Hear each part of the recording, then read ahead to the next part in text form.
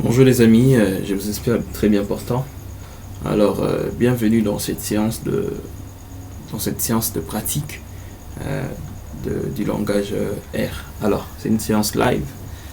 Euh, J'espère en tout cas qu'on n'aura pas trop de bugs. Alors, comme nous l'avons vu durant nos séances en présentiel, nous avons pu aborder ce que était R et RStudio. Nous avons vu que R était un langage et RStudio était un environnement de travail. Alors ensemble, on avait aussi plutôt abordé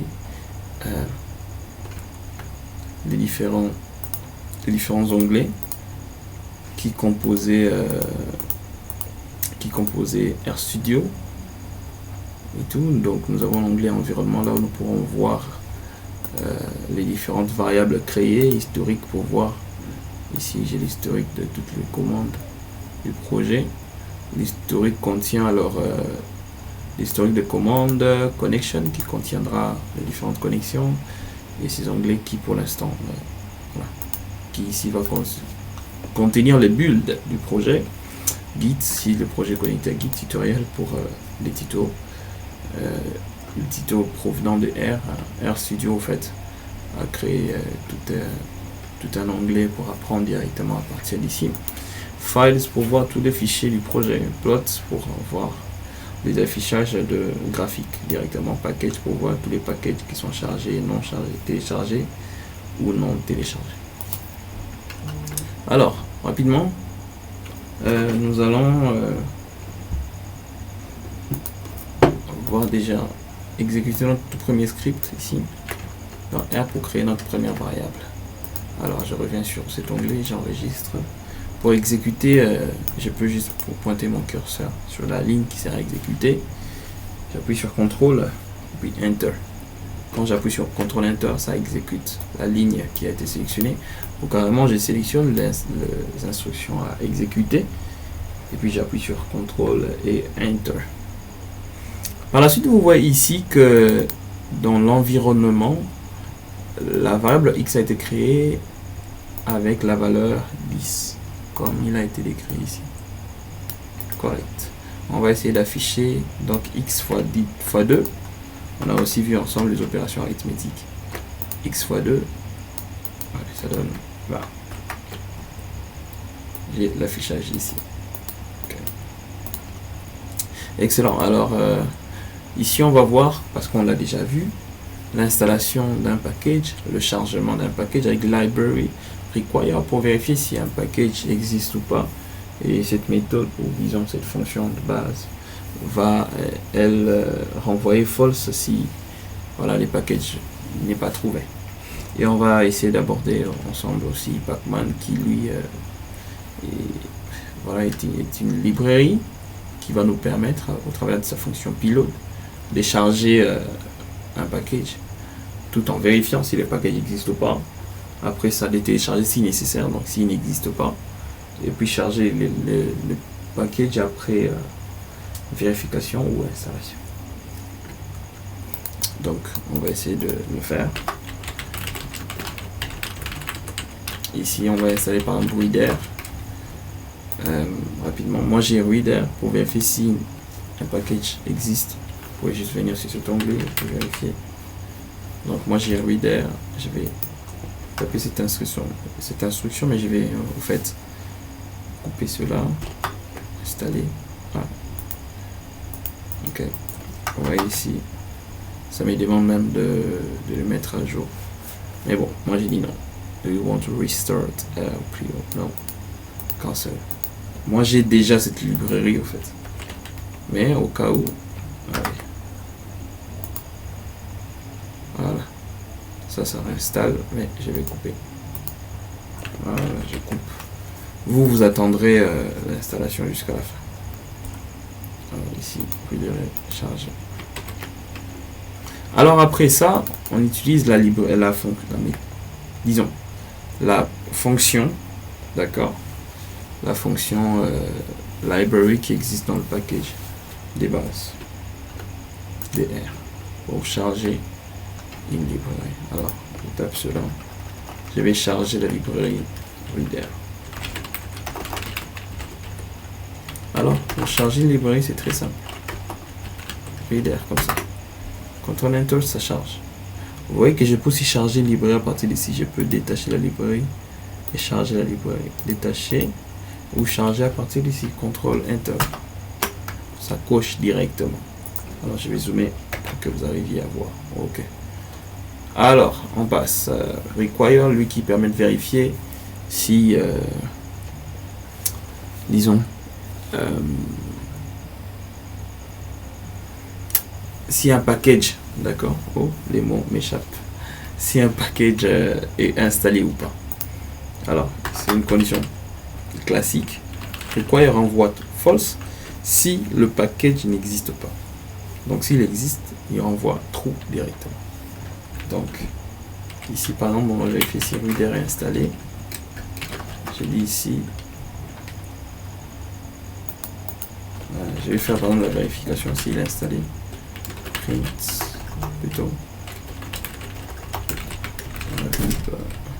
Et installé. Alors, je sélectionne tout ça. J'exécute. Ça me dit la lib est installée.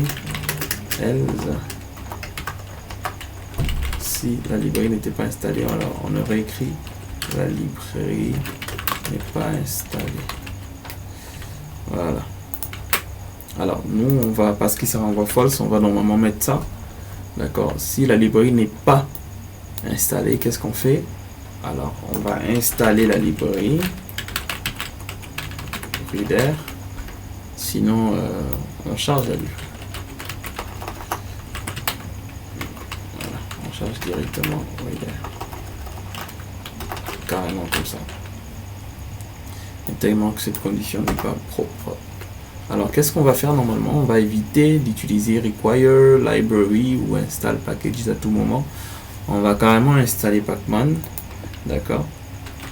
On va installer Pacman qui va nous permettre de faire les 3 étapes directement avec une seule méthode. Packages. Pacman.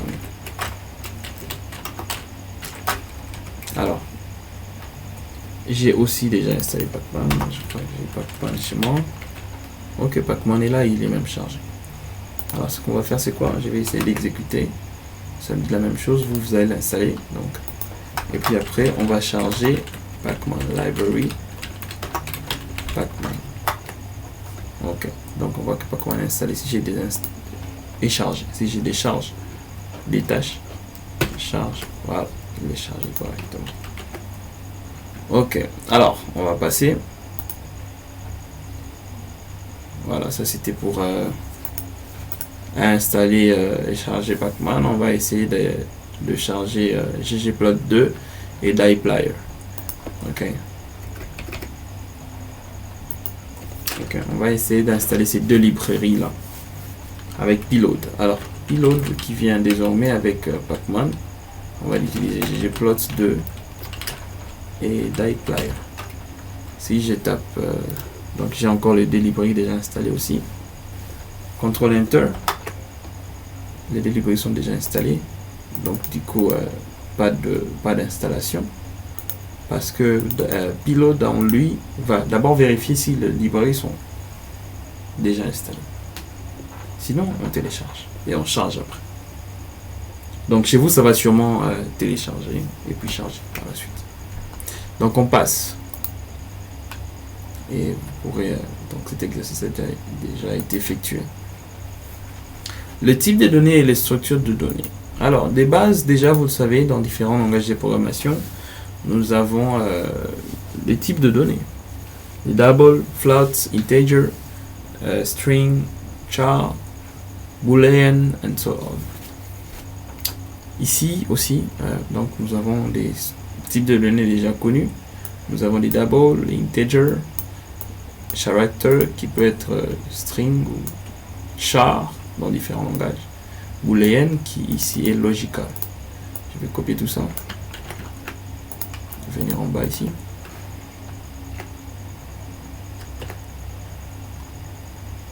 Donc j'ai collé le code, je vais sélectionner tout ça, Ctrl Enter. Vous voyez que toutes mes variables ont été créées dans l'environnement. Ici, j'ai double, integer, char, logical, qui sont respectivement créés ici. Alors, avec les différentes fonctions class et typeof, on va essayer de voir le type de données qui se trouve dans une variable. Alors, il faut savoir que typeof est plus, disons,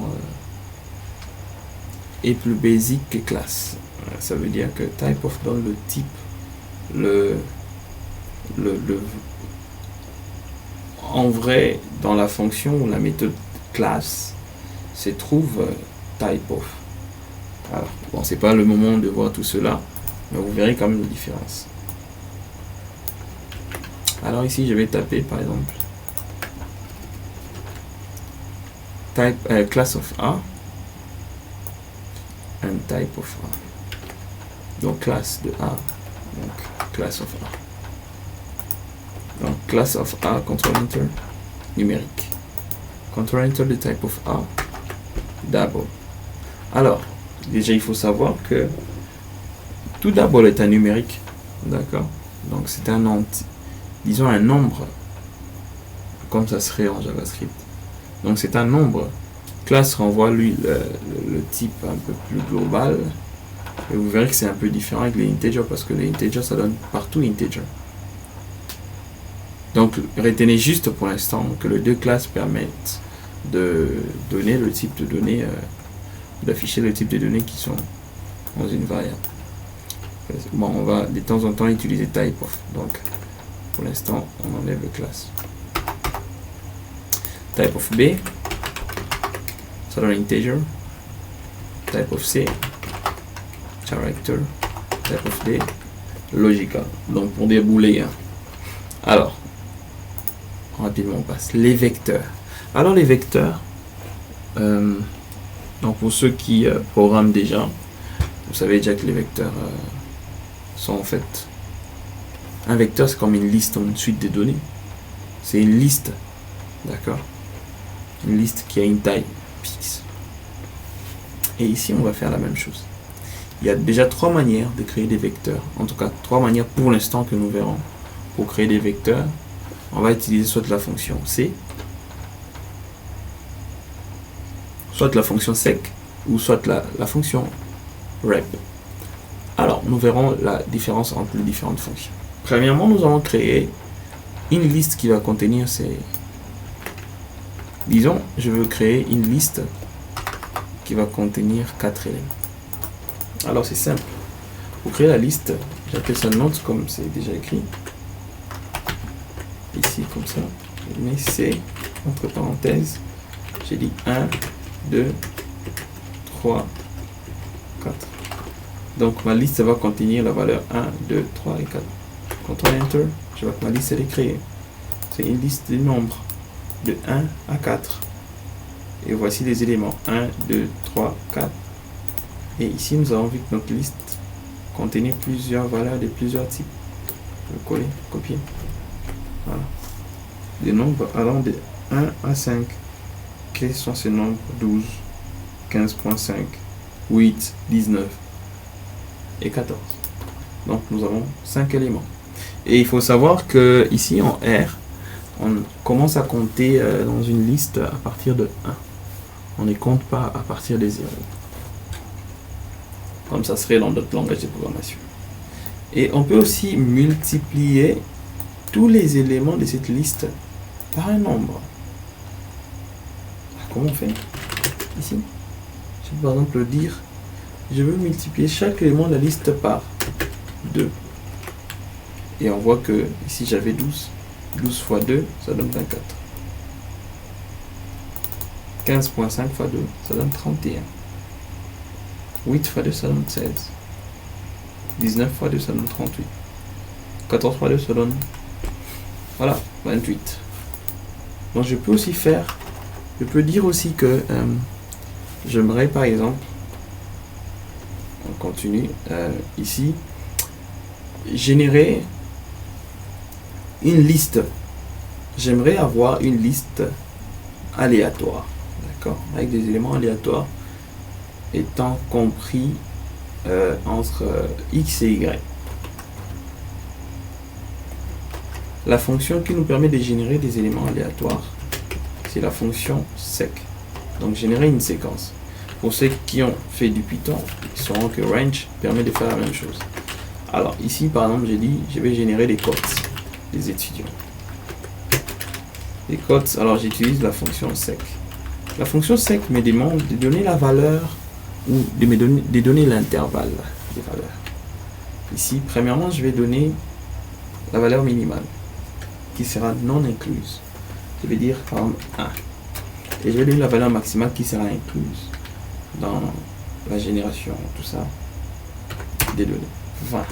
Et j'ai dit par exemple, je vais générer alors entre ces deux valeurs, je vais générer 8 éléments pour mon tableau. Donc ça fera comme, imaginons que j'ai 8 étudiants dans ma salle. Donc je vais générer 8 codes allant de 1 à 20. Enter. Alors je vois ici que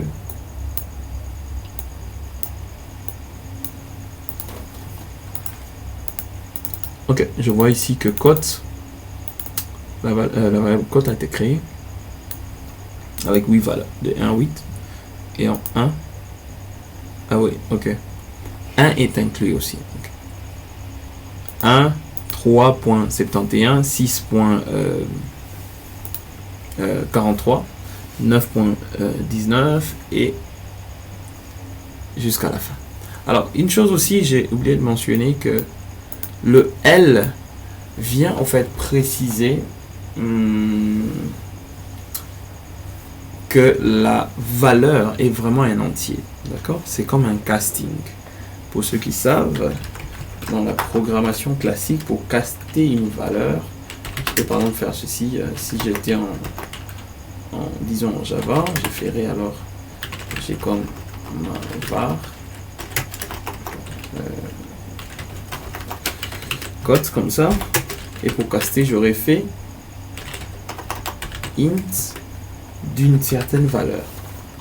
Ça aurait casté 5 en, disons 5.5 en 5 peut-être, ou 6 pour ceux qui savent. Et ici pour caster une valeur double en entier, on ajoute L en majuscule like this. Ça permet de caster ou de convertir, parce que de base chaque nombre numérique donc dans R est un double en vrai. Regardez, je vais taper type of 5, ça va me dire double. Type of 5.0, ça me donne double. Mais quand je dis type of 5L, ça me donne integer. Pourquoi? Parce que ça caste, ça convertit donc le type de l'information de la donnée. Double en integer. Donc on a vu comment créer la liste ou générer une séquence, et on va voir comment maintenant répéter une valeur dans une liste. Imaginons que j'ai mes différentes cotes et je veux ajouter à tous les étudiants 2 points ou 5 points. Donc pour cela, je dois générer une autre liste de la même taille qui va elle me renvoyer par exemple la liste de la même taille qui va elle me renvoyer toutes les cotes à ajouter. Pour que vous compreniez, on va le faire. Donc on va appeler ça bonus, comme ça. J'ai dit je vais répéter une valeur, d'accord? Je reviens ici. Je vais répéter quoi? Quelle valeur? Déjà, qu'est-ce que j'écris? Je vais répéter quelle valeur ici? 2.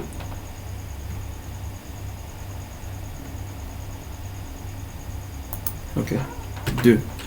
Combien de fois? 20 fois. D'accord? Ici, il est écrit.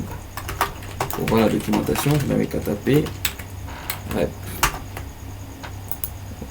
La documentation. fait ça.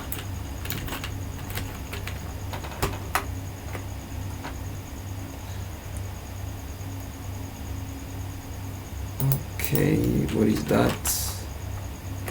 Okay. Oh, there is a changes. Yeah. Alors, si vous ajoutez donc les deux points d'interrogation, vous pourrez voir automatiquement la documentation d'une fonction.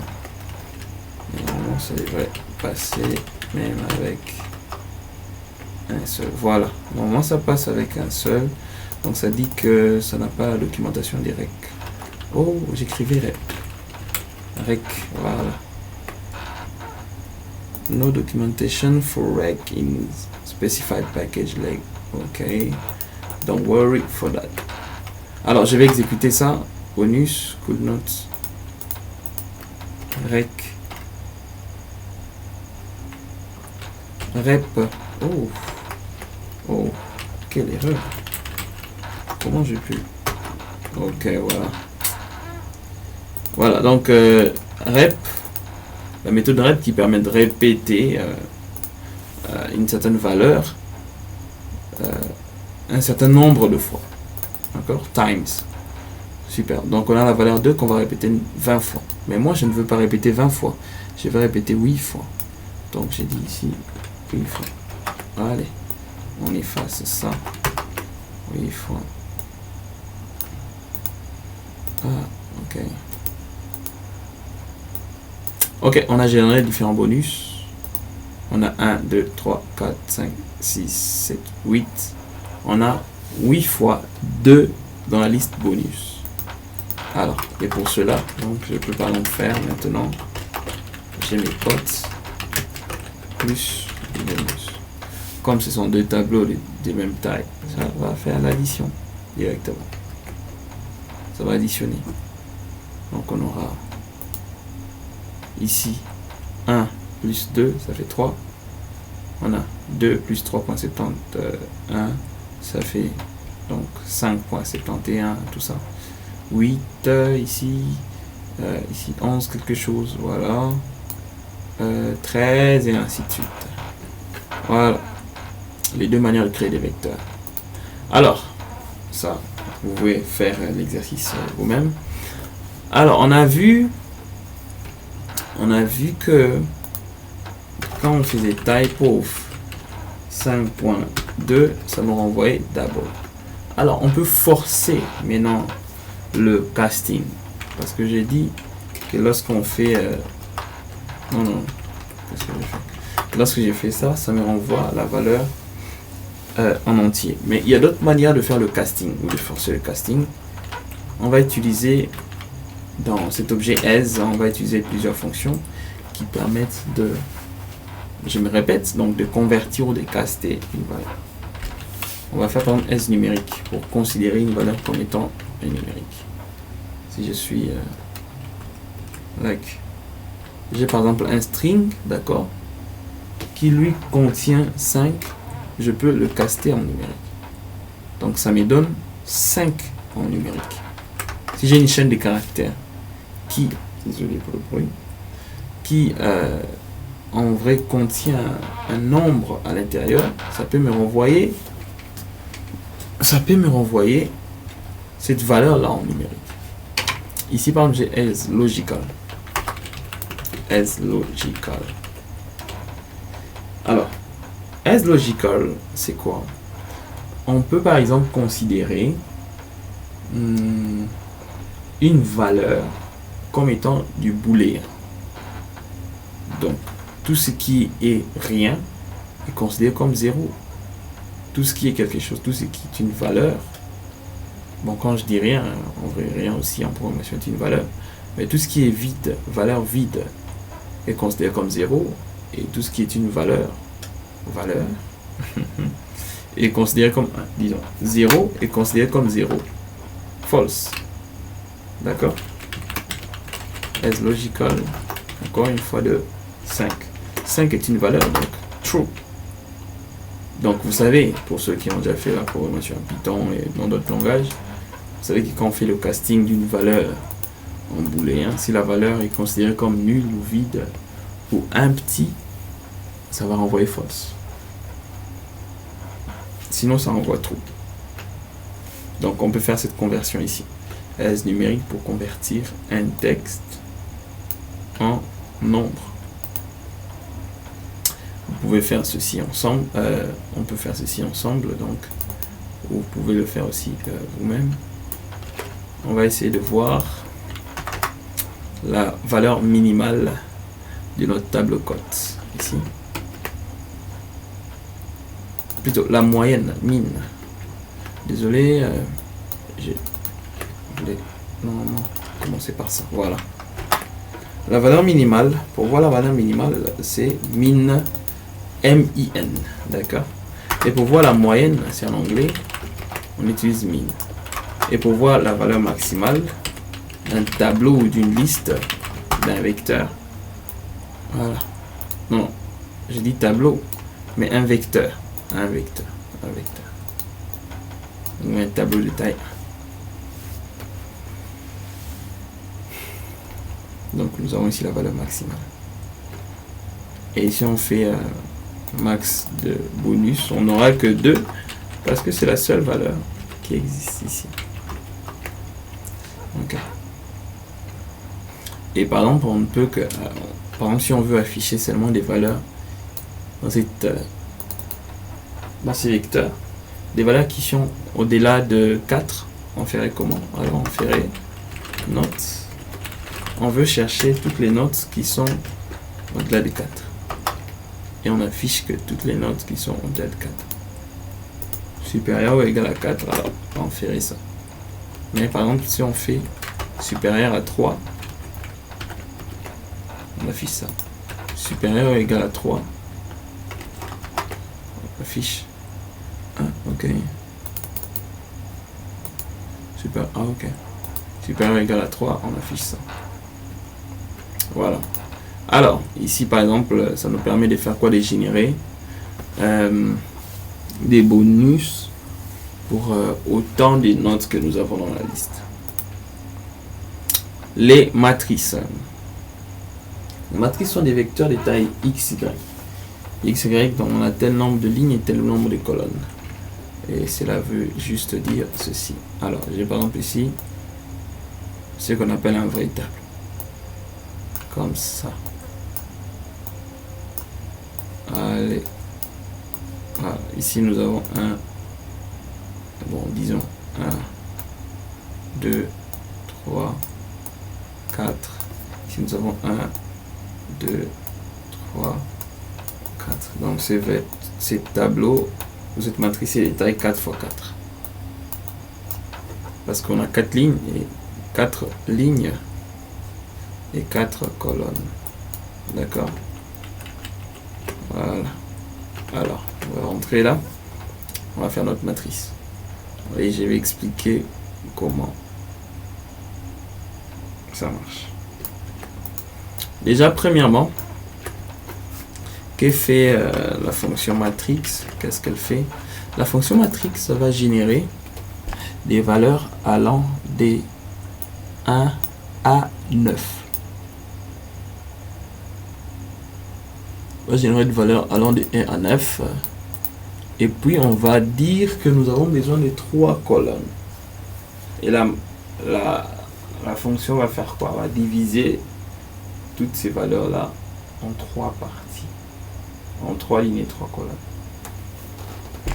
Regardez. Je vais exécuter comme ça. En affichant, nous voyons que nous avons 1, 2, 3. 1, 2, 3. Nous avons donc créé comme une, disons, comme une séquence allant de 1 à 9. Et nous avons dit à Matrix que nous avons besoin de 3 lignes. Et Matrix va essayer de fit ou d'adapter les vecteurs en 3 lignes. Donc séparer les vecteurs en 3 pour que nous ayons 3 lignes. C'est pourquoi Matrix a compté donc 1, 2, 3. Il s'est dit, ok, je dois mettre le deuxième telle place. C'est pourquoi nous avons ces valeurs. On va essayer par exemple avec 10 ici. Non, même avec 5, pour voir ce que ça donne. Ici, ça dit quoi? Que tout ça, sub-multiple or multiple of number 3. Qu'est-ce que ça veut dire? Ça ne vient que expliquer au fait ce que j'ai déjà dit. Non, non. J'efface. Je reprends avec 9 pour que nous comprenions. Qu'est-ce que ça fait? Donc ça crée de 1 à 9 comme j'ai dit. Et puis ça divise 9 par 3, ce qui donne 3 pour chaque ligne. C'est pourquoi lorsque nous mettons par exemple 5 ici, de 1 à 5, Matrix va créer une séquence allant de 1 à 5. Et il va essayer de diviser le 5, donc les 5 éléments, donc 5 par 3. Et 5 n'est pas un multiple de 3. D'accord? C'est pourquoi ça donne l'erreur. Mais si c'était 9, 18, quelque chose comme ça, vous allez voir que ça allait marcher.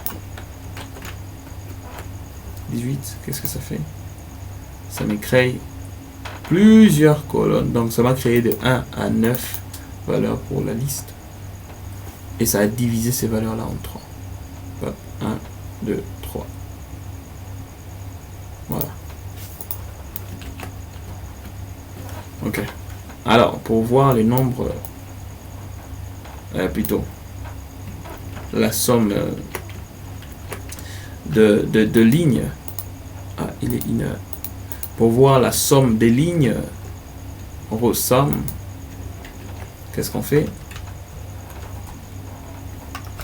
Ici, par exemple, nous avons. Ok, bon, je vais juste faire avec 9 pour qu'on n'ait pas trop à faire de calcul. Voilà. Regardez ici. J'ai 1, 2, 3. 1 plus 2, ça fait 3. 3 plus 3, ça fait 6. 4 plus 6, ça fait 10, ça fait 15 ici. Nous avons donc 15. Et ici, nous avons, voilà, 24 pour cette ligne. Donc, on a fait la sommation de chaque ligne. Ligne. C'est comme si on faisait la sommation de cette ligne, cette ligne, cette ligne, cette ligne. Ok, je rentre là. Et je viens là. On fait call sum. Call sum, ça fait quoi? Ça fait la sommation de chaque colonne. La première colonne, deuxième, troisième. Voilà, comme ça. Des colonnes. Et pour afficher un élément bien précis de notre matrice, qu'est-ce qu'on fait? On précise la position en X et en Y. La position en X et en Y, ça veut dire quoi? Ici, par exemple, j'ai 1, 2, 3, 4, 2, 3. Donc ici, par exemple, je peux dire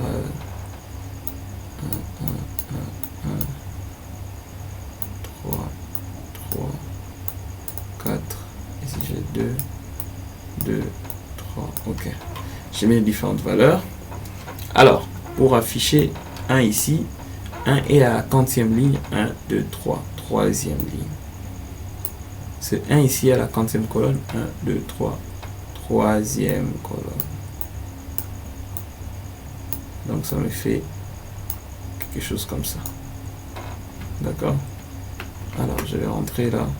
Nous on va copier cette notation maintenant, cette notation pour venir coller là afin d'afficher cette 1, 2, troisième ligne.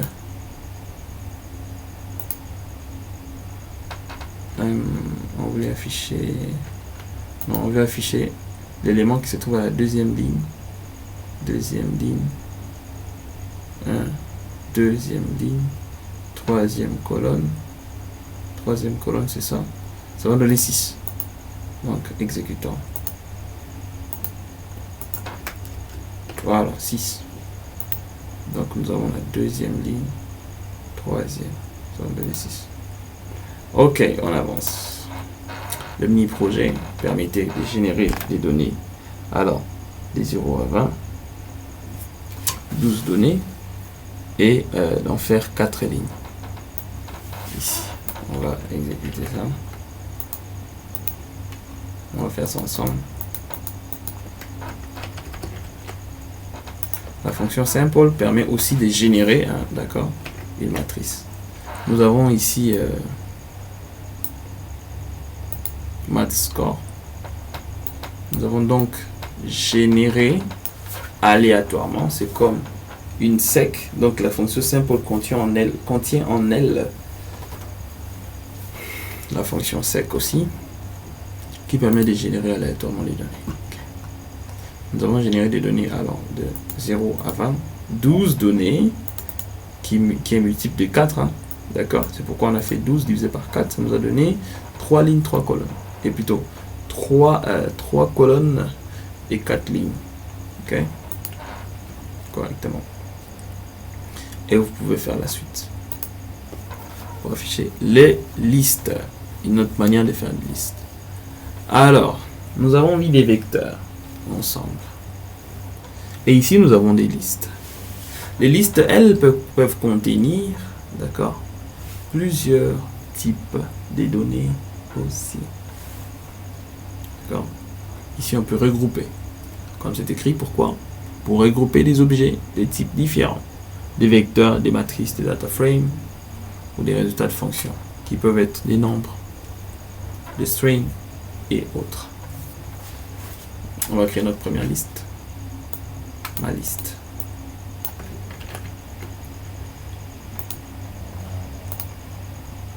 Je vais augmenter la taille de la police pour que tout le monde arrive à correctement voir. So, voilà.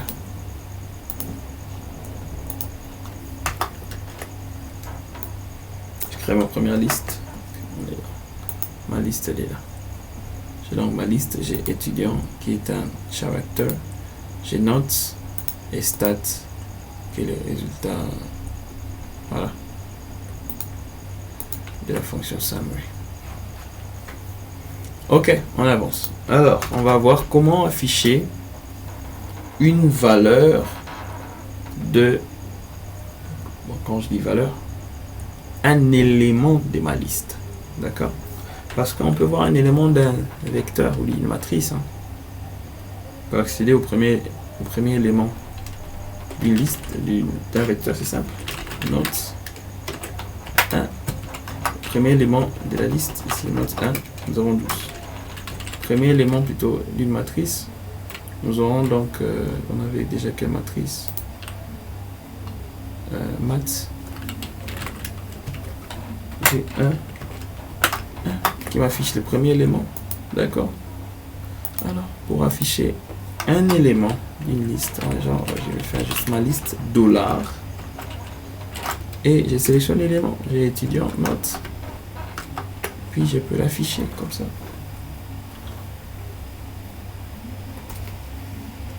Aussi simple que ça. Ok, ici, et on peut faire la même chose comme ceci. Alors ici, note est le deuxième élément. 1, 2, 3. Alors pour accéder à note, on peut soit utiliser cette notation. Elle est assez lisible. On peut aussi utiliser cette notation. Voilà. Par position. On fait comme ça quand c'est une liste normale.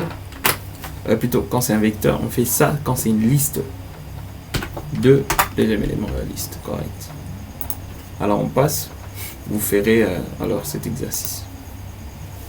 Le data frame. Alors les data frames sont bon, déjà est une structure de données assez complexe qui permet de contenir au-delà de contenir plusieurs types de données aussi. Il permet de préparer au fait l'affichage des graphiques, faire des manipulations, faire beaucoup de choses avec les données. Ok. Ok, alors on va continuer, on va faire notre tout premier, on va créer notre tout premier data frame. Ok, alors on va créer notre data frame qui est là. Yeah, like this, df. On a notre data frame qui ne se différencie pas d'un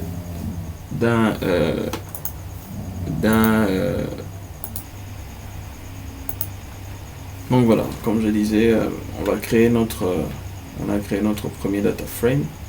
avec sa structure qui ne s'éloigne pas trop de la liste. Alors nous voyons les différentes données ou les différents enregistrements. On a le nom Alice, Bob. Il y a ici le code. On peut, vous voyez ici, donc faire un tri rapidement. Alors, ici nous voyons que notre data frame contient des listes. Plutôt, contient de vecteurs. Vecteur. Et bizarrement ici on a écrit strings as factors. On a mis à false. On va comprendre c'est quoi les facteurs ou les factors. Alors par la suite on va voir ces deux méthodes intéressantes qui vont nous donner des informations sur notre data frame. str donne la structure des bases, la structure des bases de notre data frame, et add nous donne les premières informations. Donc les add, comme ça dit déjà en tête, ou premières informations de notre table. On peut donc voir aussi qu'attend la fonction add. On peut lui dire ici, vous donnez le data frame, et on peut lui dire donner les deux premières lignes, ou la première ligne. Ici on lui prend notre df et donne-moi la première ligne. Voilà. Donc, quand on met un L, c'est pour préciser que c'est un entier. On peut aussi mettre 1, mais il sera compris comme un double, et puis voilà. On peut mettre L pour préciser. Donc, on peut aussi accéder aux éléments de notre data frame à partir d'ici. On peut donc voir qu'on a codes, on peut retirer ou récupérer les différentes codes. On peut seulement afficher les codes qui sont au-delà de 14. On a déjà vu ça ici et c'est un peu poussé. Donc ici, qu'est-ce que nous faisons? Comme je l'ai copié, nous avons déjà notre liste qui est là. D'accord? Notre liste est dans un data frame. Donc on dit dans notre data frame, on veut accéder à la liste et on veut filtrer et n'afficher que les éléments de la liste qui sont de 14. Ça va nous renvoyer le data frame et la liste filtrée, ce qui fera en sorte que nous aurons la liste, le data frame à jour. Qu'est-ce que ça donne ici? Regardez. Bon, ici on va faire par exemple disons donc sec, d'accord. On va générer par exemple une séquence allant de 2 à 10 avec un length de 10 éléments, non, disons de 50 éléments. Ça va. Donc ici nous avons donc notre data frame. J'affiche les deux. On va add. Ok, intéressant. Et ici, on peut faire ça proprement. Je peux donc dire sec 2 et 20. Je veux 50 éléments. D'accord.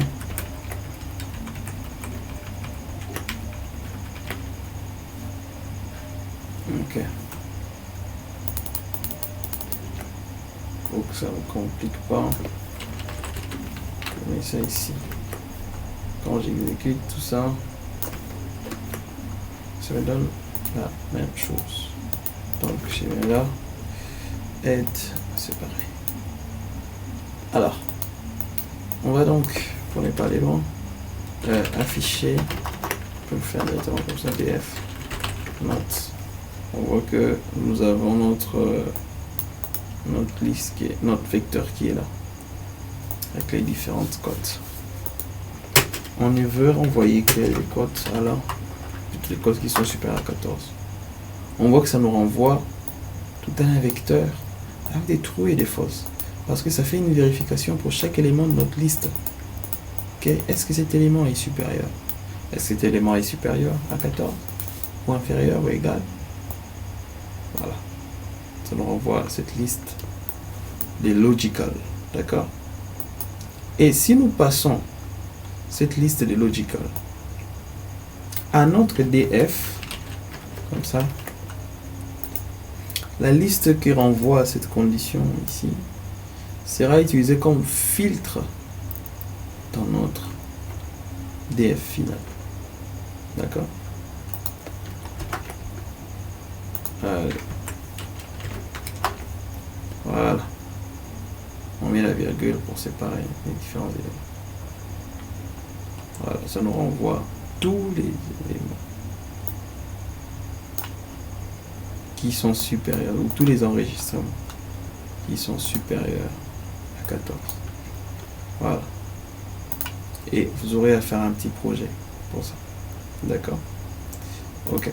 Alors, et on verra par la suite comment importer les différents fichiers. Donc on vient à peine de voir la fonction str qui donne la structure complète, classe, pour comprendre le stockage, type of l'usage. L'inf qui donne la taille, ces différentes fonctions donneront des informations sur la taille. L'inf pour la taille, nombre de lignes et nombre de colonnes. N row, nombre de lignes, N cow, nombre de colonnes. On a vu comment on peut forcer le parsing, donc avec S numérique pour forcer en numérique, S integer pour forcer en integer, S character, un caractère, S factor qui revient encore, S list, S matrix. So, ok, ça vous allez le faire.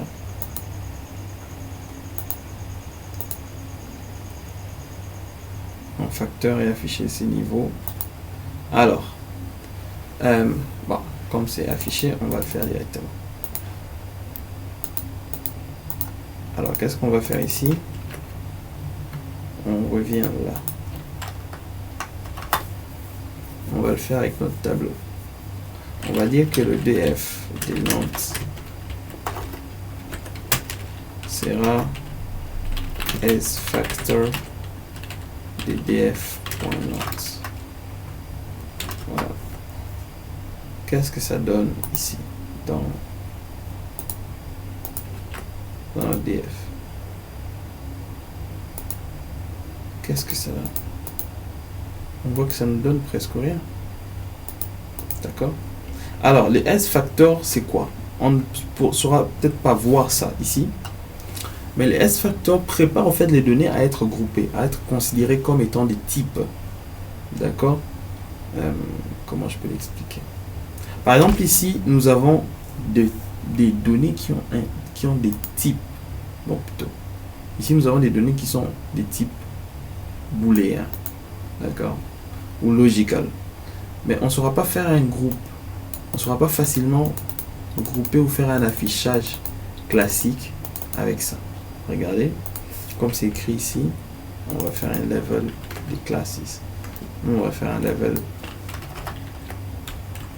des notes. Oh, PDF. Excusez.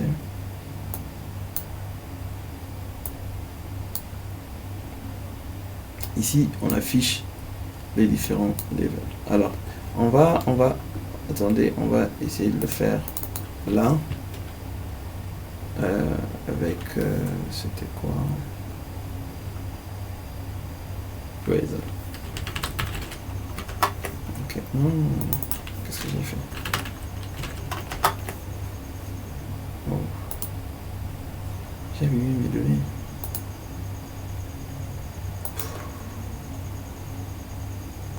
Je vais recharger. Voilà.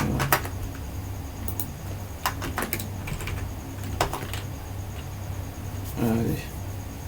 Quand on affiche par exemple le level de note, ça marche pas, mais le level de Quasar, ça affiche false et true. Alors vous allez voir que lorsque nous allons faire des graphiques, le S-factor sera très important. Parce que pour des graphiques comme des histogrammes, ça peut nous afficher par exemple 2 colonnes, d'accord? Pour grouper facilement, vous allez comprendre par la suite si ce n'est pas compréhensible pour l'instant. Importation et manipulation de données. Nous allons voir comment importer par exemple les données qui viennent de fichiers texte, Excel, CSV et autres. Alors déjà des bases, on peut avec reader, donc read un fichier CSV, d'accord. On peut read un fichier CSV facilement. Ici des bases. Je vais copier ça. On voit encore que le S factor revient. On va finir par comprendre par la pratique ce que c'est S factor. Alors regardez très bien ici, j'ai dans data, ok, je n'ai pas mon fichier train dataset, ok, je vais générer dans data étudiant.csv, ok, je génère tout ça, voilà, ok. On va donc exécuter ça. On va aller charger notre fichier qui se trouve dans le dossier data. Dossier data. On va charger le fichier étudiant annuel.csv et on met S factor false. Et quand on va charger ça, on va dire, on va mettre ça dans la variable étudiant.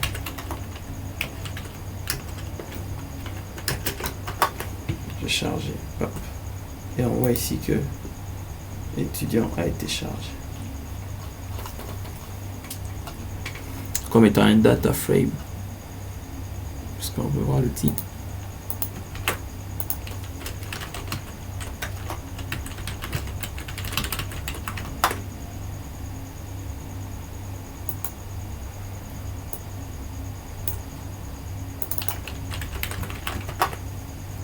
Ok. La classe, on donne la classe data frame, donc le stockage data frame. Ok, on avance. Ok, la library reader, elle va nous permettre, donc comme j'ai dit, hein, la library reader va nous permettre aussi de read les fichiers aussi facilement. Mais on va utiliser la notation des bases. Et vous pourrez, lors de vos tests, faire le test avec reader.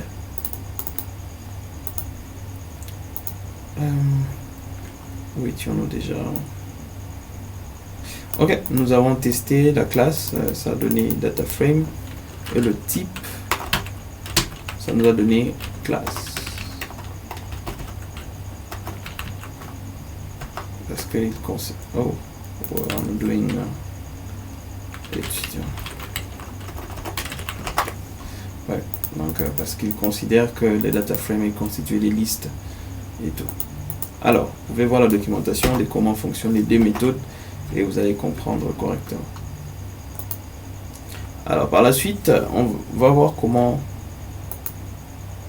importer CSV, importer les autres formats. Je n'ai pas les formats Excel ici. Rapidement, on va importer un fichier Excel. Alors, on va voir quels sont les fichiers Excel qui se trouvent ici.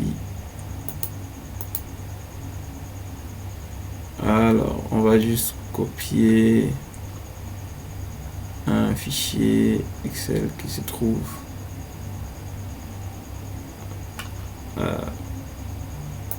HTML, CSS. Ok. On va copier ça. On va mettre ça ici. Voilà. Date. On va dire simple.xlss. Ok. Alors on va venir là.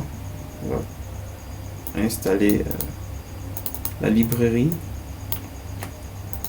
qui nous permet par exemple de charger ou de lire des fichiers Excel parce que c'est un format propriétaire, d'accord, propre à Microsoft. On va load with Excel. Donc on va charger ça, ça télécharge, ça l'impose. Donc voilà, l'installation a a correctement marché. On a installé RuidXL. On va maintenant charger notre fichier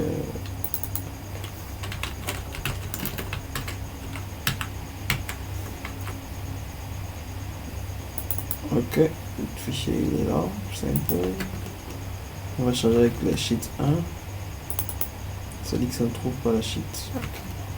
Alors qu'est-ce qu'on va faire? On va ouvrir le fichier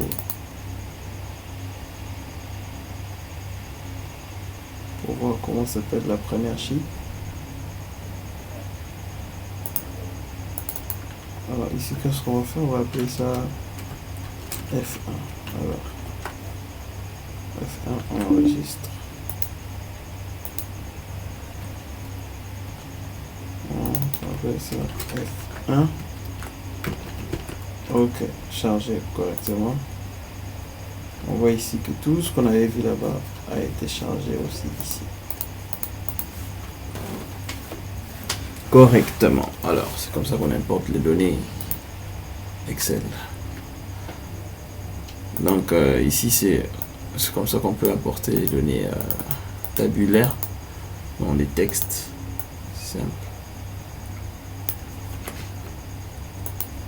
J'ai un TXT, ok, étudiant.txt.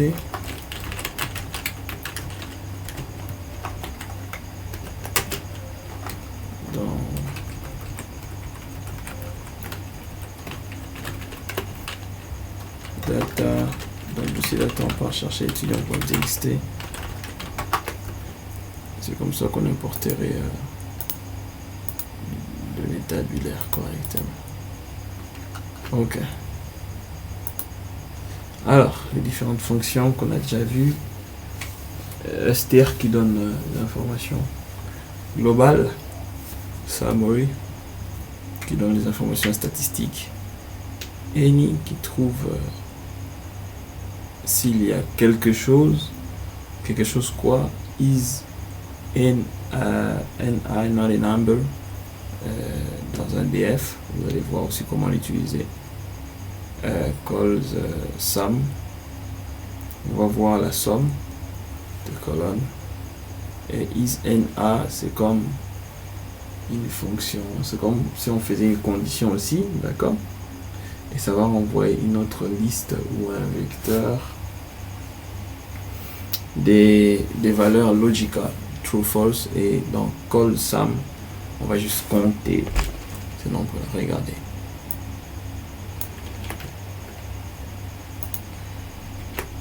Alors, disons que j'ai mes étudiants.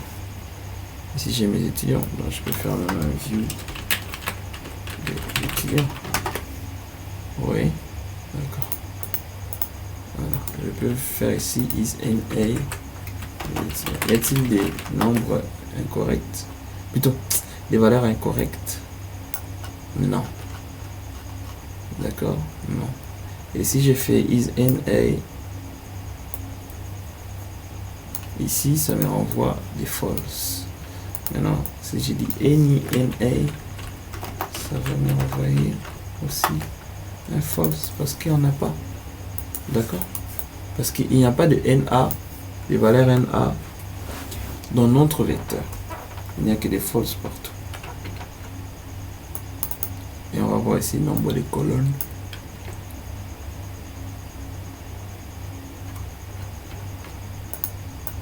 Le nombre de colonnes là où on peut avoir NA. Il n'y en a pas aussi. Donc 0 partout. Dans aucune colonne, il y a des valeurs incorrectes. Donc rapidement, ici names par exemple, ça nous renvoie les différents en-têtes. Une en-tête, différentes en-têtes. Un tableau. Si nous avons un étudiant, on a ID, nom, prénom, age, classe, cars, moyenne, donc min, absence, note finale. Ok, ici par exemple, nous pouvons tout mettre en majuscule et to lower aussi, mais en minuscule. Donc on peut par exemple voir, regardez là, je vais dire par exemple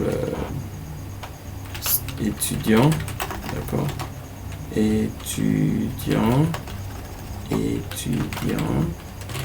point name, non. Ok, je vois des noms qui sont écrits comme c'est écrit. Imaginons que je vais tout écrire, envoyer ces valeurs ici, mais en majuscule. Alors qu'est-ce que je fais? Je ferai tout Apple des étudiants. Point, non. Qu'est-ce que ça me donne? Ça me donne toutes ces valeurs, mais en majuscule. Et tout lower. Ça donne toutes ces valeurs en minuscule. Ce sont les valeurs, les classes utilitaires que vous pouvez voir. Comme ça, qui peuvent aider. Ici, on renomme. On peut renommer par exemple une colonne. On peut utiliser rename de dplyr qui permet facilement aussi de renommer. On va utiliser cette fois-ci la fonction dplyr qui permet de renommer nom name. Ok. Name is ok. On va venir là, on va charger dplyr library. J'ai oublié de charger dplyr. Ok,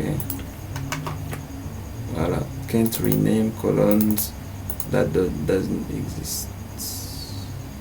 Comment ça? Names de étudiants. Ok,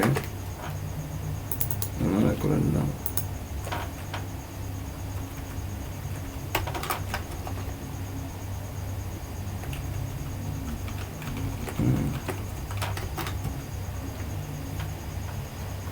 Alors, on va faire ceci.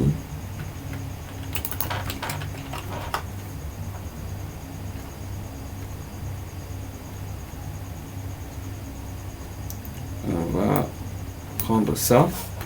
D'accord, premièrement. Pourquoi ça refuse? Alors, ici, le old name, on va prendre nom. Je vais prendre name par exemple. Ici, on renvoie la liste de les vecteurs qui contient tous les noms. Et dans les vecteurs, on cherche le nom, d'accord, de ces vecteurs-là qui est égal à nom. Et puis, on remplace cette valeur ici. Donc, cela. Ici, c'est bon. Ici, ça va passer, c'est normal. Mais pourquoi celui-ci ne passe pas? Alors, on va sans plus tarder rename. Alors, que nous dit rename? Rename nous dit is ok. Petal length. Ok. Déjà, on va voir. Ok. On va essayer de voir ce que ça donne ici. On va faire names de iris. Ça nous donne quoi? Special length et tout. Ok. Alors, rename. Dans iris, nous cherchons donc pétale, comme c'est écrit, pétale length, et nous remplaçons par, on appelle ça comme on veut, test. Ok. Ça dit quoi, test? Oh, j'étais en train de verser. Ok.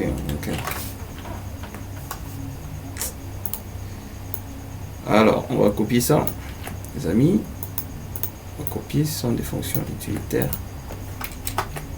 Ok, ça passe.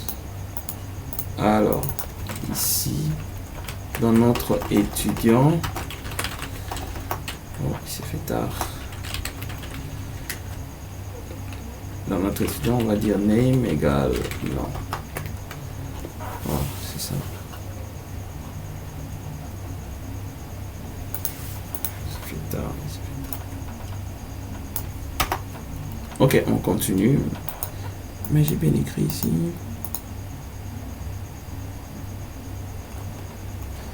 J'étais en train d'inverser depuis là.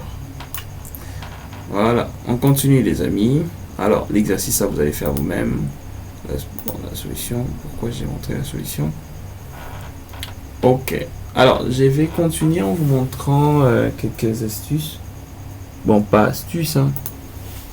Vous montrer ce que c'est le pipe. À quoi sert le pipe? Ici, vous voyez cette annotation ici, elle est un peu bizarre, mais elle est d'un coup facile à comprendre. Regardez ceci. Normalement, on est habitué à voir des choses comme ça. D'accord? Le résultat égal à f de x, f de x et y. On passe les deux paramètres à la fonction et ça nous renvoie les résultats. Mais ici, on va utiliser une autre annotation qui permet, bon, cette annotation qui a appelé déjà le pipe. Ici, par exemple, on passe x qui peut être les résultats d'une autre fonction qu'on passe au travers du pipe à cette fonction. Qu'est-ce que ça veut dire?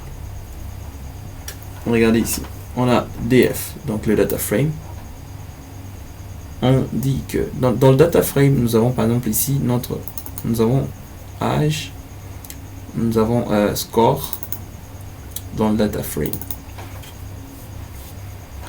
Donc, quand nous donnons le data frame en pipe, c'est comme si notre data frame a été décomposé en plusieurs petites variables ou petites variables, d'accord, en plusieurs petites variables qu'on peut directement exploiter.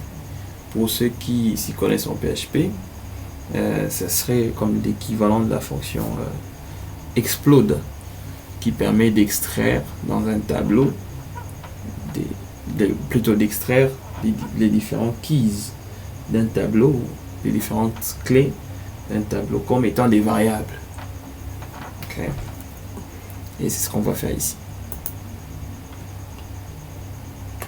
Ça, ce n'est qu'un autre exemple qui permet de rendre. Voilà la suite. Alors, on va directement faire un exemple. Regardons ici. On importe, on charge dplyr parce que tout ça vient directement, les différentes méthodes viennent de dplyr. On a notre data frame qui est là. Dans notre data frame étudiant, on va sélectionner par exemple les différentes colonnes ID, prénom, et on renomme directement nom en last name, classe, moyenne, absence. On filtre, on fait comme des conditions. On se dit ok, on va récupérer tous les éléments de notre data frame là où la classe est égale à L3, d'accord, et là où la moyenne est supérieure à 14. Après avoir récupéré cela, on fait une mutation, donc on modifie le data frame, ça va. Et dans la modification du data frame, qu'est-ce qu'on fait? On rajoute presence rate, donc c'est comme le ratio de présence, d'accord, et grade 4, c'est comme le groupe dans lequel il se trouve. Donc when case, c'est comme c'est en français, comment on dirait, une condition quand, ou quelque chose que l'on donne, une valeur que l'on donne conditionnellement, d'accord. Donc quand une condition est remplie, c'est comme un switch case en programmation classique, un switch case qu'on utilise directement ici. Donc case when cette valeur est inférieure à 12, on donne low à grade 4. Moyenne, si la moyenne est inférieure à 16, alors on donne medium à grade 4. True, tout ça, true, c'est comme les defaults, ça va. Alors on va prendre tout ça,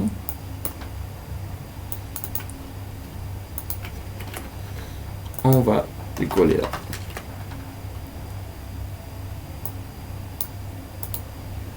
On va le coller là.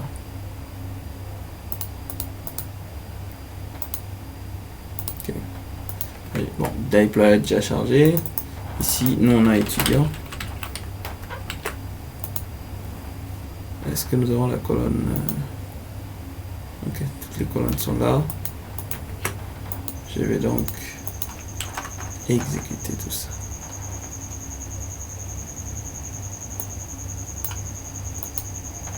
Ça me donne le résultat final dans df clean. Voilà. Je vais voir un peu df clean ce qu'il contient. Voilà ce que contient df clean.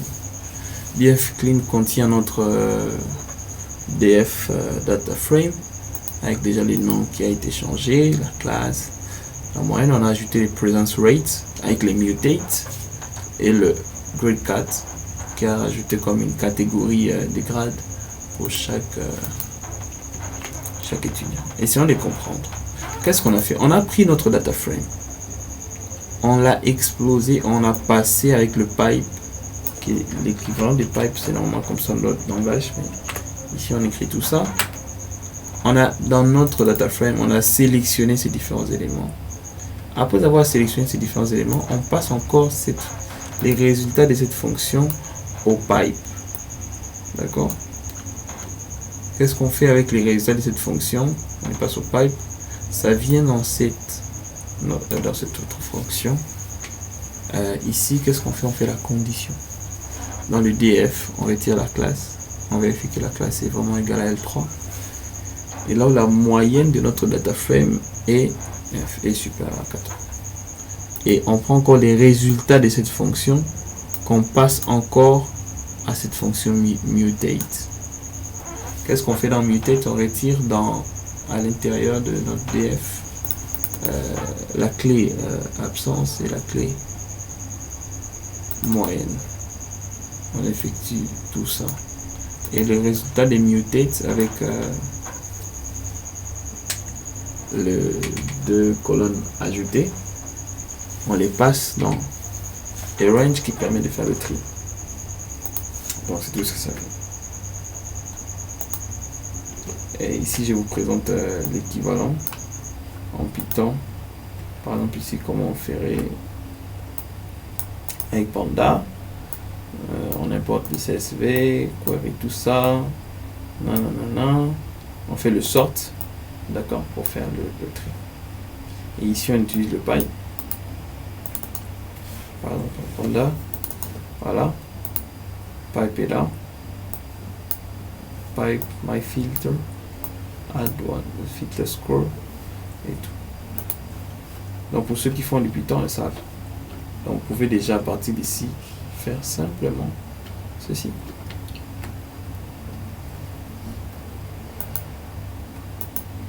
Nous allons donc essayer de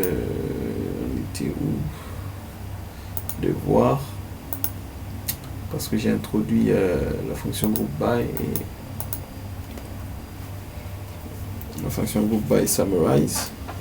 Alors lorsque nous groupons par exemple ici après avoir converti la moyenne as logical, on a muté notre df ici, on groupe par classe.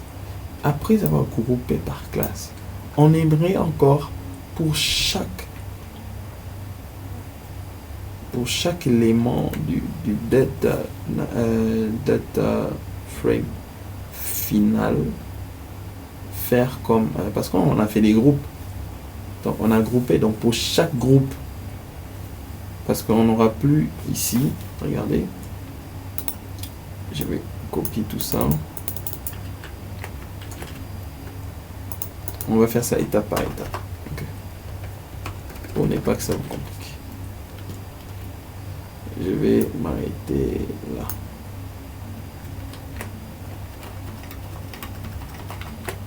On va faire ça, on va faire un df sur carrément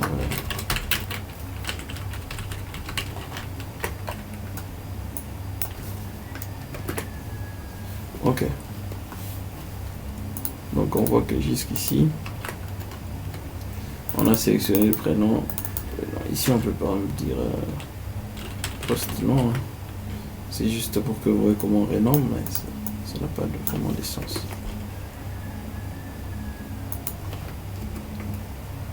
Post-nom, tout ça. Class, final notes, and so on. Alors, qu'est-ce qu'on fait avec filter? On vérifie là où la classe est égale à M2 ou, parce que ça c'est l'opération des ou ça serait les et logique, le ou logique, ou note finale est supérieur à 15 aussi.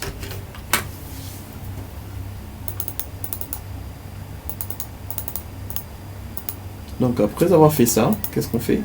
On mutate, on ajoute le passé pour voir s'il a vraiment réussi. Ok, ici ils ont réussi. Y a-t-il de false? Tout le monde a réussi apparemment. On peut dire que tu as passé, par exemple, si tu dépasses les 12. On exécute.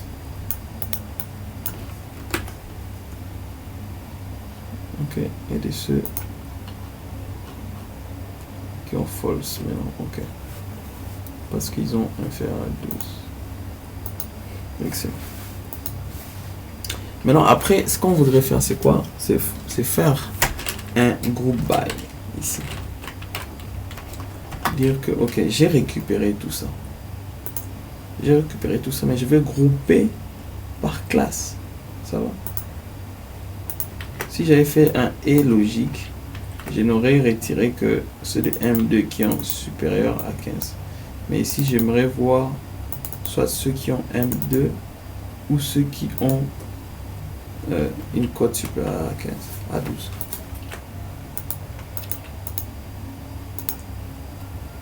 Mais bon, on avance. Donc on fait le groupe by, on se dit on fait un groupe by par classe. D'accord? Comme c'est justement noté là. Et après, je vais bien sûr faire un autre pipe pour donner au summarize, lui qui va nous... Bon, on fait d'abord ça pour que vous voyez les résultats. Regardez, vous verrez que notre data frame il sera réduit au groupe des classes. Allez, qu'est-ce que ça donne là?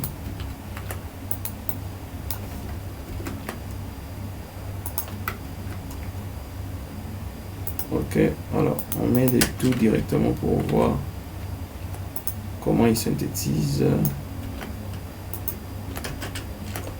Ah ok.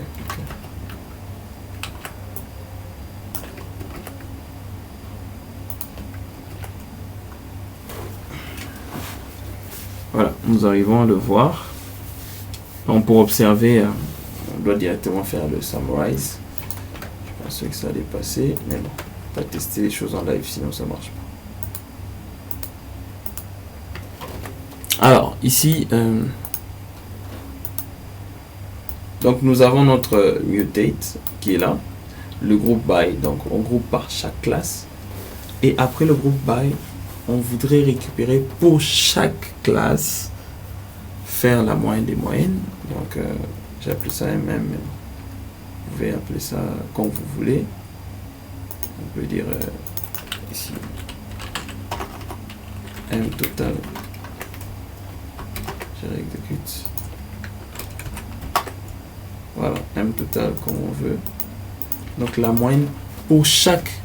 En fait, je croyais que ça allait quand même afficher quelque chose, mais j'allais vous montrer comment est-ce que cette opération que nous avons effectuée ici, après le groupe by, plutôt, quand nous faisons tout ça, ça nous renvoie notre data frame correctement et tout. Alors, quand nous faisons le groupe by, qu'est-ce qu'il fait? Il groupe au fait notre data frame ou les éléments par classe. D'accord? Et pour chaque classe, c'est ce que fait le summarize. Summarize va maintenant, en ce moment-là, récupérer chaque classe de notre groupe by, faire un M total, d'accord? Trouver la moyenne du groupe. Il fallait les visualiser. Donc créer la moyenne du groupe, trouver la moyenne du groupe et l'affecter directement dans le summarize et tout. Et on supprime tout ce qui est valeur NA. Et le N, c'est le nombre d'éléments dans ces items là, dans ces groupes là. Donc le N renvoie le nombre courant, le nombre de la liste renvoyée in current, parce que c'est comme une loupe, hein. C'est comme une boucle plutôt, désolé, c'est comme une boucle. Et pour l'élément courant, le current element, on récupère le N qui constitue au fait le nombre. C'est comme le length. Voilà, c'est comme le length d'éléments courants. Mais c'est le N avec les summarize. On utilise des N avec les summarize pour récupérer l'élément courant et récupérer sa taille. Ok. Ok, je crois que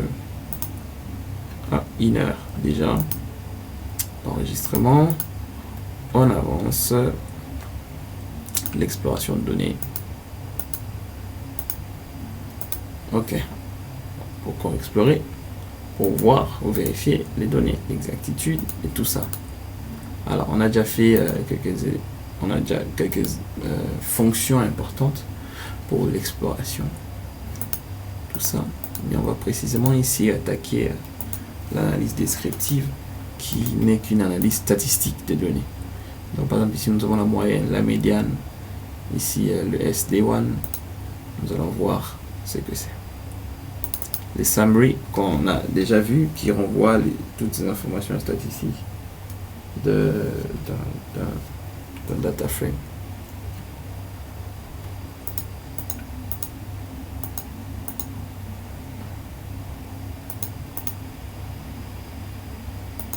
Ok.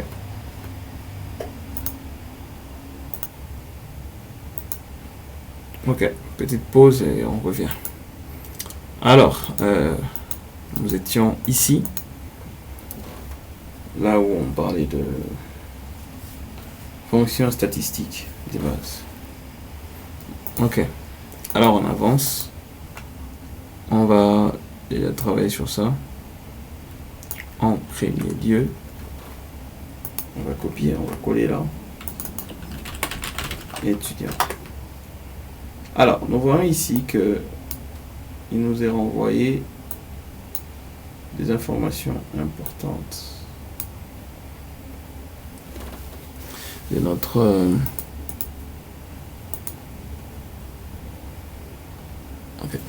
data frame. Donc nous avons ici la moyenne, donc pour chaque élément nous avons la moyenne, la médiane, le reste et l'écart type, standard deviation, donc l'écart type, le quartile, on choisit le premier, ici le troisième quartile, le 75. Bon, ça vous pourrez faire vous-même. Bon, table qui affiche on va faire ceci, def student.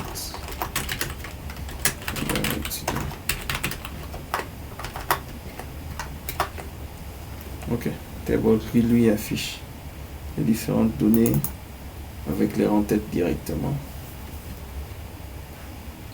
Alors, on va exécuter les autres rapidement. On va voir aussi ce que ça donne directement.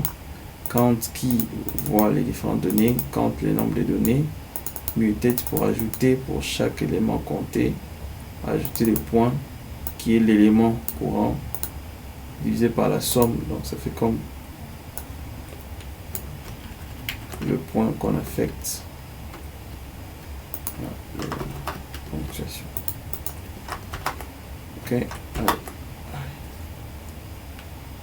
Alors ici nous avons quoi? Dans notre liste d'étudiants pour chaque classe, on fait un count de chaque classe, d'accord? Chaque classe renvoyée par étudiant, et pour chaque classe l'élément courant. Donc on prend l'élément courant. On fait les nombres d'éléments courants divisé par la somme d'éléments courants. Dans le groupe là, dans le groupe de la classe, divisé par la somme. Ce qui donne ça. Rapidement, ce n'est qu'un test qu'on a vu, et avec mutate, on a ajouté disons les ratios. Voilà, j'ai dit radio, ratio, comme ça correctement. Ok, on exécute la suite.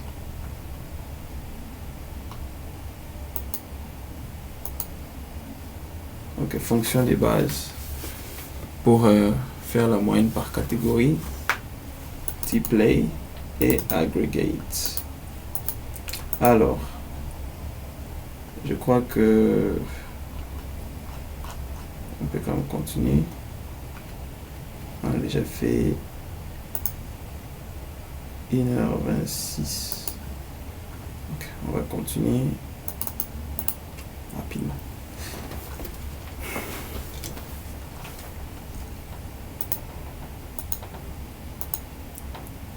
Alors, les croisements de données avec les affichages.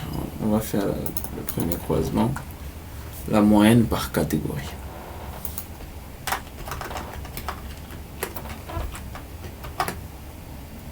Ici, par exemple, nous voyons une moyenne pour chaque classe, on affiche sa moyenne.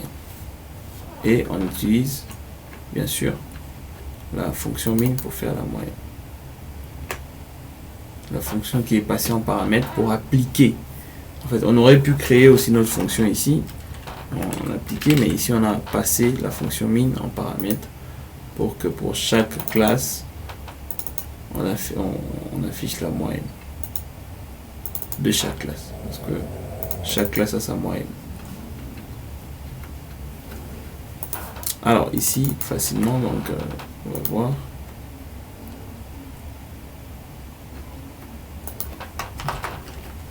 Conférer, étudiant, bien sûr.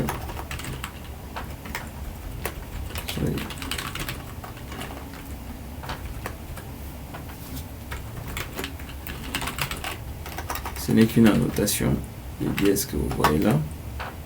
Alors ici, on affiche pour chaque classe la moyenne, pour chaque classe la moyenne, pour chaque classe la moyenne, pour chaque classe la moyenne. Donc l'idée ici, c'est de voir un peu comment les annotations sont utilisées par rapport à chaque objectif. Donc comment on utilise le langage selon les objectifs que nous avons pour afficher les données correctement. Alors, on va encore exécuter ça. Non, déjà.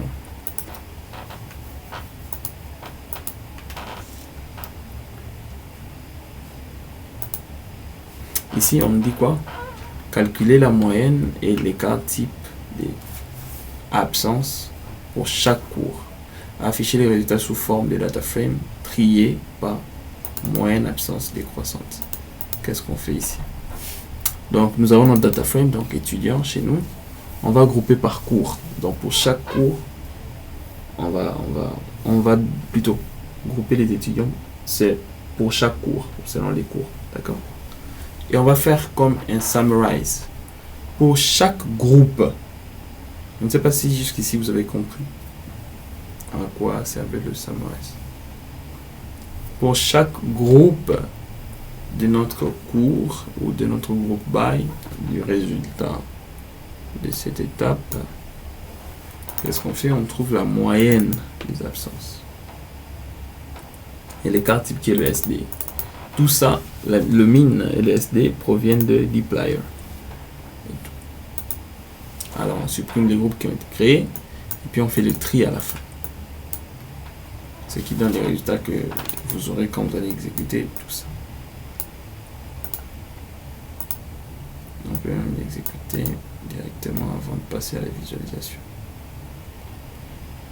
Ouais.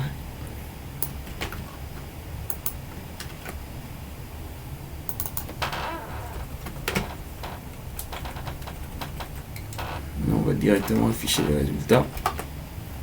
Voilà. Donc pour le cours de biologie, on a 5,65 de moyenne et l'écart type est de 2,67. Économie, c'est 1,36, 3,39. Donc ici vous avez la comparaison de différentes fonctions des bases et les fonctions des dplyr. Voilà.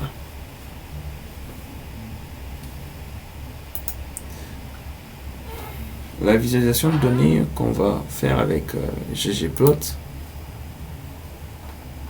Ok. Alors ici, il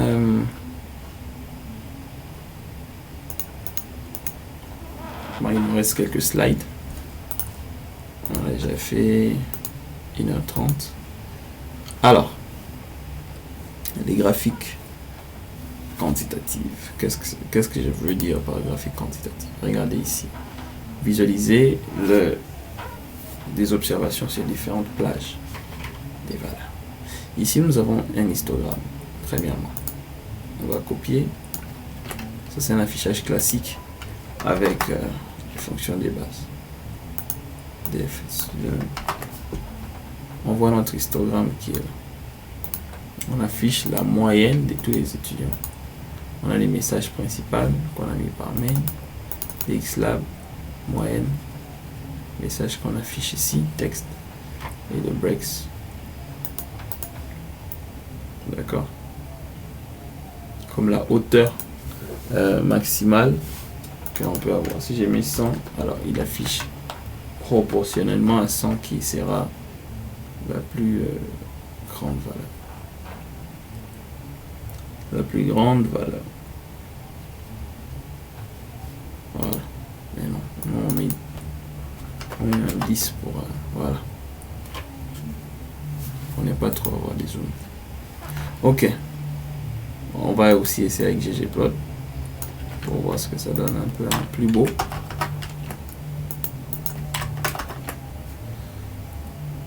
Ok. Voilà, ggplot nous donne celui-ci. Alors avec ggplot, on assemble différentes méthodes. Donc on a les données, en axe X, on a les moyennes qui viennent de student et on affiche notre histogramme ici avec des bins qui représentaient le breaks ici et l'historique de title. Alors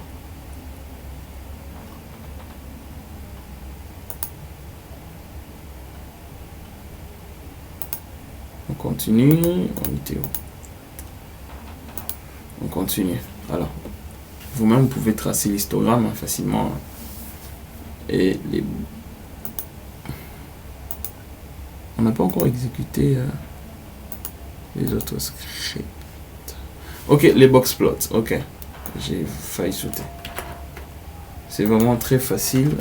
Lorsque vous allez faire votre petit TP, vous n'aurez qu'à reprendre les mêmes scripts que j'ai déjà écrit ou conçu. Alors, bon, pas conçu, écrit. Hein. Alors, box plots, nous avons ici le box plot. On fait le box plot de la moyenne toujours. On voit que la moyenne est très bien équilibrée. On n'a pas des moyennes assez éloignées de la normale. En tout cas, nous sommes compris entre... ici, c'est entre... disons 17 points quelque chose et 12 points quelque chose. Donc, et nous avons une moyenne générale de 14 points quelque chose. Ça, c'est quand même normal, une distribution assez normale. Ok, on peut faire le même bloc box plot ici avec les mêmes données ggplot avec ggplot. On charge ggplot, plus intéressant, plus important plutôt. Ggplot, je charge les données en y, j'ai mis les données affichées en y et la fonction et tout. Voilà. C'est comme ça qu'on afficherait les box plots avec ggplot.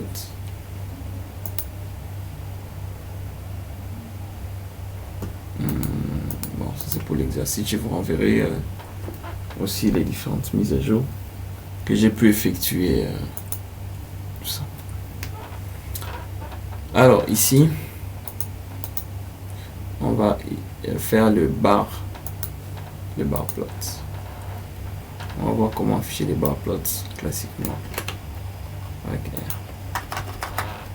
Coller, vous exécutez la première et la deuxième. Simple. Les bar plots sont comme des histogrammes. C'est simple. Vous mettez juste des tables qui renvoient comme un petit tableau avec les données. D'accord. Comme la somme pour chaque colonne. Et puis vous l'affiche comme ça aussi facilement. Et il affiche cette table ici en histogramme, en barre. On peut même dire histogramme ou en barre. Par la suite, nous avons ici ggplot qui affiche des barres. La même chose que nous avions là-bas, correct. Les pichards, on peut prendre juste les mêmes résultats des counts. On met les labels qui viennent des counts, donc ces labels ici. Et ça me donne ça. Aussi facilement. Alors l'exercice vous ferez vous-même. Et vous verrez aussi la résolution. Alors ici nous aurons les scatter plots, que vous connaissez déjà, avec des lignes pour la régression. Les scatter plots, c'est comme des nuages de points. Ce sont des nuages de points. Alors, ggplot scatter. Alors, nous avons le nuage de points et nous traçons notre ligne.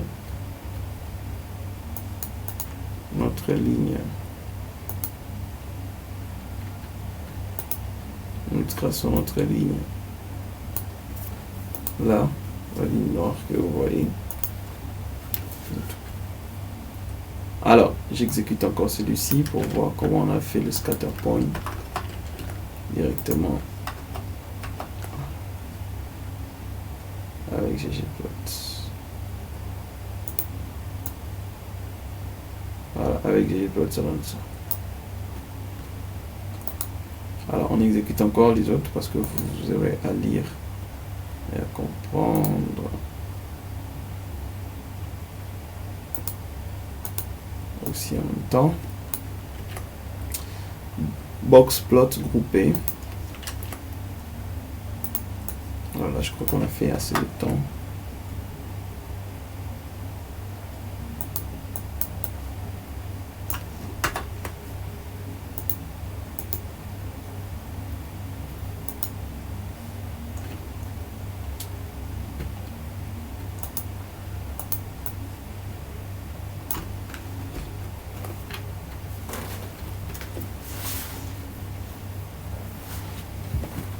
Alors, il nous reste pas grand chose. On a fait assez de temps là. On a déjà fait 1h38 minutes. Alors, vous n'aurez qu'à exécuter les premières parties parce que le TP,